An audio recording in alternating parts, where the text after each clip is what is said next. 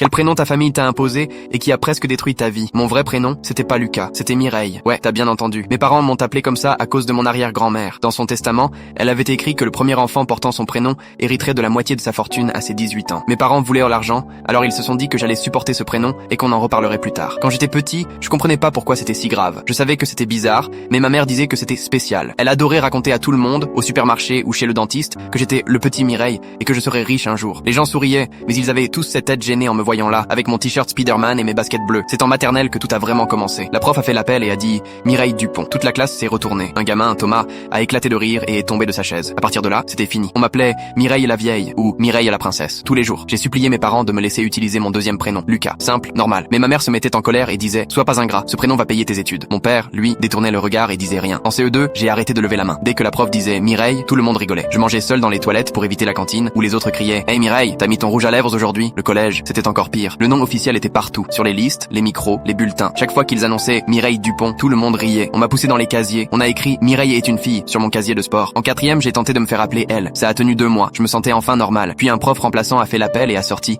tout sourire. Mireille? Oh c'est mignon. Il est tout Mireille. J'ai pris mon sac et je suis parti. 3 jours d'exclusion. Mes parents étaient furieux. Pas parce que j'allais mal, mais parce que, selon eux, je gâchais ma chance. Ma mère criait que j'étais dramatique. Mon père répétait encore 2 ans et tu comprendras. Ce soir-là, je me suis enfermé dans ma chambre. Le lycée m'a brisé. Je venais à peine en cours. Quand j'y allais, je gardais ma capuche et je parlais à personne. Je portais toujours le même sweat noir. À force, j'ai commencé à me griffer le bras avec un trombone, juste pour sentir quelque chose que je pouvais contrôler. En terminale, j'ai postulé à une école de cinéma à Paris. Mon rêve depuis que j'avais 12 ans. J'ai tout donné. Mais quand j'ai envoyé le dossier, le système a bloqué. Mon nom légal sur les bulletins correspondait pas à celui de ma candidature. J'avais mis Lucas parce que je supportais plus Mireille. Ils ont refusé le dossier. Le temps de tout corriger, c'était trop tard. J'ai pas été pris. J'ai passé mes 18 ans enfermé dans ma chambre. Ma mère parlait encore de la fête qu'on allait faire avec tout cet argent. L'après-midi même, l'avocate de ma grand-mère a appelé. Elle voulait me voir. C'était une vieille dame, Madame Pujol. Elle m'a dit, ta grand-mère voulait aider quelqu'un qui avait son courage, pas quelqu'un qu'elle a brisé. J'ai vu ce que ce prénom t'a fait. Elle m'a expliqué que je devais prouver devant le tribunal que ce nom m'avait causé du tort. Ma mère a pété les plombs. Mon père s'est tu. J'ai pris un avocat. Ça a duré 2 ans. Mes anciens profs sont venus témoigner. Mon conseiller scolaire aussi. J'ai dû montrer mes dossiers médicaux et dire, devant tout le monde, que je m'étais fait du mal à cause d'un prénom que je détestais plus que moi-même. Le juge a fini par me donner raison. J'ai eu l'argent. Et la même semaine,